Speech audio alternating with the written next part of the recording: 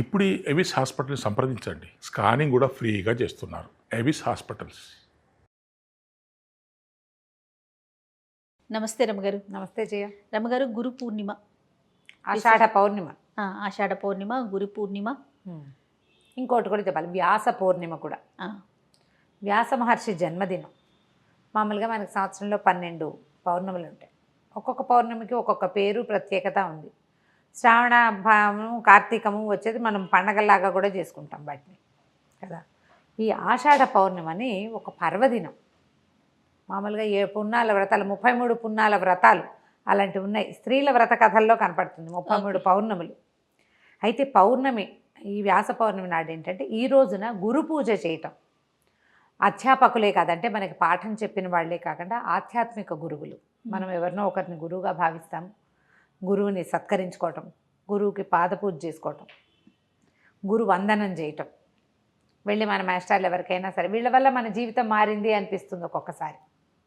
వీళ్ళు చెప్పడం వల్లే. అందులో అప్పుడప్పుడు మన అమ్మ నాన్న, మన వదిన వాళ్ళు కూడా ఉంటారు, మన బంధువులు కూడా ఉండొచ్చు, కుటుంబ సభ్యులు కూడా అయి ఉండొచ్చు. వాళ్ళు చెప్పిన ఒక థియరీ వల్ల, లేదా ఒక సలహా వల్ల, ఒక మంచి మాట వల్ల, వాళ్ళు ఇచ్చిన మోరల్ సపోర్ట్ వల్ల మనం జీవితంలో ముందుకెళ్తే వాళ్ళని మనం మా గురువుగా భావించవచ్చు. ఇది కాకుండా ఆధ్యాత్మిక గురువులు, ఆధ్యాత్మిక ప్రగతికి, ఉన్నతికి తోడ్పడిన వాళ్ళు ఎవరివైనా మనం ప్రవచనాలు వింటాం, వాళ్ళని గురువుగా భావిస్తాం. వాళ్ళు చెప్పినవి తూచా తప్పకుండా పాటిస్తాం సాధ్యమైనంత వరకు. ఏ ప్రవచనాలు లేకుండా కూడా ఒక్కొక్కసారి మనం కొంతమందిని, పెద్దవాళ్ళని గురువుగా భావిస్తాం. వారిని దర్శించుకోవటము, పూజించుకోవటము, అది ఈ రోజున చేసేది. అయితే వ్యాస భగవానుడు ఈ రోజున జన్మించాడు. కృష్ణద్వైపాయనుడని వ్యాసుడు, వ్యాస మహర్షి అని చెప్పుకుంటాం కదా. ఈయన ఏంటంటే ఇవాళ రోజున జన్మించడం వల్ల ఆయన జగద్గురువైన శ్రీకృష్ణుడిని మనకి పరిచయం చేశాడు. వ్యాస మహర్షి వల్ల, వ్యాస మహర్షి ఏం చేశారు, ఈ మన ఉద్గ్రంథంలాగా ఉండేది, వేదం అంతా ఒక ముద్దగా ఉండేది. అవును. దాన్ని చతుర్విభాగం చేశారు, 4 భాగాలుగా విభజించారు. విభజించిన తర్వాత ఆయన ఇంకేం చేశారు, బ్రహ్మసూత్రాలకి వ్యాఖ్యానం చేశారు. బ్రహ్మ చెప్పిన వాక్యాలని వ్యాఖ్యానించిన తర్వాత ప్రపంచానికి ఇప్పుడు ఇంత పెద్ద విషయం నీకు నాకు ఏమర్థమవుతుంది, సాధారణ వ్యక్తులకు అర్థం కాదు. మానవులకి ధర్మబోధన ఎలా చేయాలి అని ఆలోచించి అప్పుడే మరి వేదాలు కూడా మనుషుల కోసం చేయబడినవే కదా. ఇంత విభాగం చేసినా ఇలా షోడశ కర్మలు ఉన్నవాడు, సంస్కారాలు ఉన్నవాడే దాన్ని తెలుసుకోగలుగుతాడు. వాడు కూడా తెలుసుకోలేడు. చాలా గురువు వాడి చేత్తో పుచ్చుకుని ఉండాలి. గురువుని పాదాలు పట్టుకుని వదిలిపెట్టకుండా ఉండేవాడు తప్పిస్తే సాధారణ మానవుడికి ఆ విషయం తెలీదు. సాధారణ మానవుడికి ఈ విషయం అర్థం కాదు. వాళ్ళకి అర్థమయ్యేలా చెప్పడం కోసం ఏం చేశారు, ఒక ఉద్గ్రంథాన్ని రాయాలనుకున్నారు. ఆయన రాయాలనుకున్నది ఎట్లా రాయాలి, ఏం చేయాలి అంత కథ సంకల్పించుకున్నారు. ఆ సంకల్పించుకున్న కథే భారతం. భారతంలో ఉన్నది అన్ని చోట్ల ఉంది, భారతంలో లేనిది ఎక్కడా లేదు. అంటే ప్రపంచంలో ఎక్కడా ఇదేంటి కొత్తగా ఉందంటే ఆ కొత్త కాదు, అది అవన్నీ భారతంలో ఉన్నవే. మనం ఇప్పుడు చూసే ప్రతిదీ భారతంలో నుంచే వచ్చింది, ప్రతిదీ.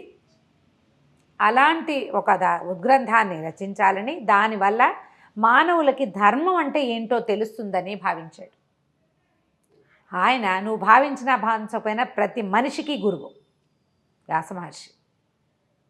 ఉద్గ్రంథాన్ని రచించడానికి పూనుకొని తనకి తెలిసినటువంటి భరతవంశపు కథనే దానికి తీసుకున్నారు. కొన్ని వేల క్యారెక్టర్లు, వేల మనస్తత్వాలు, ఒక్కొక్కడి ధర్మం, ఎవడి ధర్మం వాడిది. ఎవడెవడు ధర్మాన్ని పట్టుకుని నిలబడ్డాడు,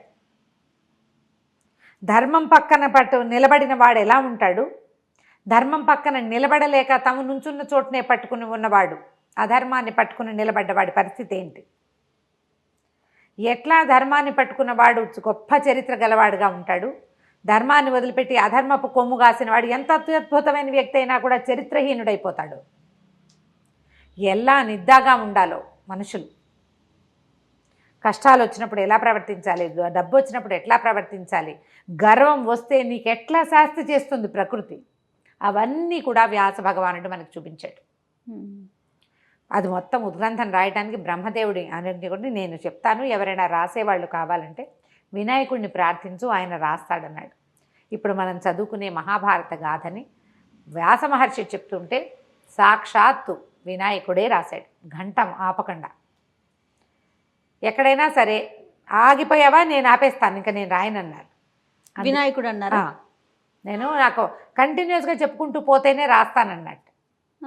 అయితే ఈయన ఏమన్నాడు, ఒక చిన్న సూక్ష్మం పెట్టారు, నువ్వు అర్థం చేసుకుని రాయాలి ప్రభు అని అడిగాడు. ఆయన ఒప్పుకున్నాడు. అందుకని ఈయన ఏం చేశాడు, కొన్ని వందల శ్లోకాలు, కొన్ని శ్లోకాలు చెప్పేసి ఎక్కడెక్కడ తను ఆలోచించుకోవాలో అక్కడ ఒక పెద్ద శ్లోకం చెప్పేవాడు. ఆ పెద్ద శ్లోకాన్ని వినాయకుడు అర్థం చేసుకునేటప్పుడు మిగిలిన శ్లోకాలు ఈయన వర్కౌట్ చేసేసుకునేవాడు. గ్రంథు అంటారు దాన్ని, గ్రంథులు అంటారు. గ్రంథాల్లో వచ్చేటువంటి గ్రంథి ముడి. 1,00,000 శ్లోకాలున్న మహాభారతంలో 8,800 గ్రంథులు ఉన్నాయి. వినాయకుడే మొత్తం రాశాడు. ఆ దానిని మనకు అందించిన వాడు వ్యాస భగవానుడు. మనకిప్పుడు మనం చూసే కథలు, మనం తెలుసుకునేటువంటి నీతులు, ధర్మం పట్ల మన విచారణ, మన ఆలోచన, వాటన్నిటికీ మూల కారణం మహాభారతం తెలియటమే. అందుకని దాన్ని పంచమ వేదం అంటారు. 4 వేదాల తర్వాత 5వ వేదంగా భాసిల్లింది. అందులోనే మనం ఇప్పుడు నిత్యము పారాయణ చేయాలి, దాని కల్పవృక్షం మన పాలిట.